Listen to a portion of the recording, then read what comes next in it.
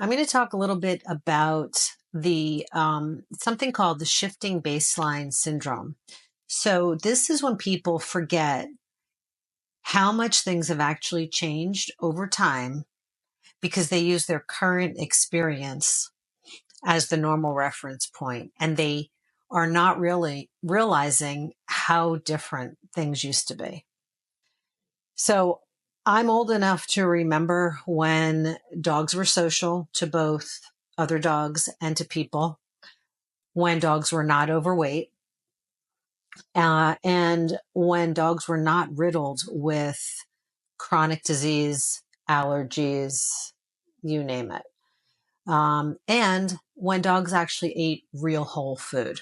So there's three areas I briefly just want to touch upon. And the reason for this video is really just to bring to your awareness that there is this syndrome that happens to all of us. And until we question the status quo, are curious, and really dig deeper on whatever the topic might be, everything will stay the same.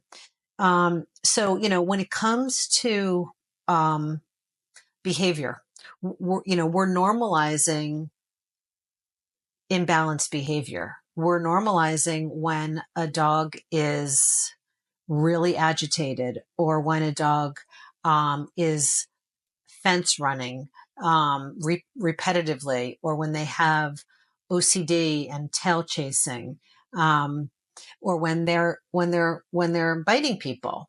So these are all indications that a dog is imbalanced in some way, and um, there are solutions to it. These things may not necessarily be completely rectified because they are a behavior, but at the very least, they can be managed or mitigated.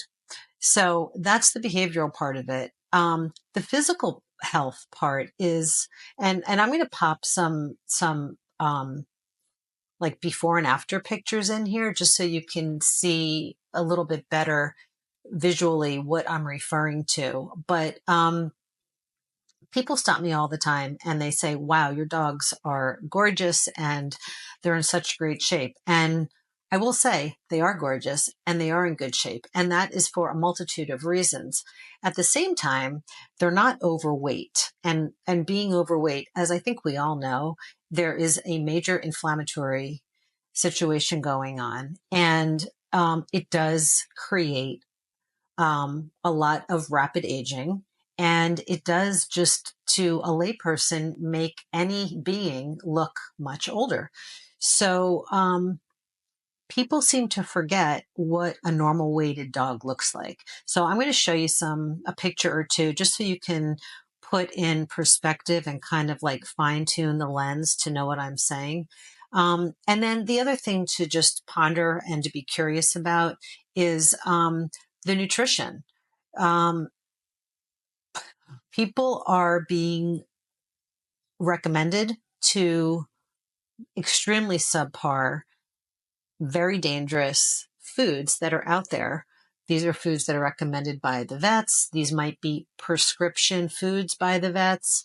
I challenge you to take one of these bags or cans of food that is being recommended and look at the label and become a voracious label reader. And if there is not um, a high percentage, and that this brings us into a whole other rabbit hole that I'm not going to go into, but the way that labels are even in and of themselves created is deceiving. But if I've seen a lot of these prescription foods for dogs that have so-called allergies, and the first ingredient, the second ingredient, the third ingredient are not protein. They're corn, they're gluten, they're wheat. These are all foods that a dog should not be eating. It's not natural for them. So when it comes to food, a great way of just adding and making a little shift is trying to add whole foods to their treats. So just something to think about. Be curious and question the status quo. And until next time, unplug, unleash, reconnect, and let your dog be your guide. If this helped shift your perspective, don't let it end here. Subscribe to the channel for more grounded truth about the dogs we love. Explore more at tamaratokash.com. And if you want direct support and Q&A calls, join the community, because sometimes the clearest guidance comes on four legs.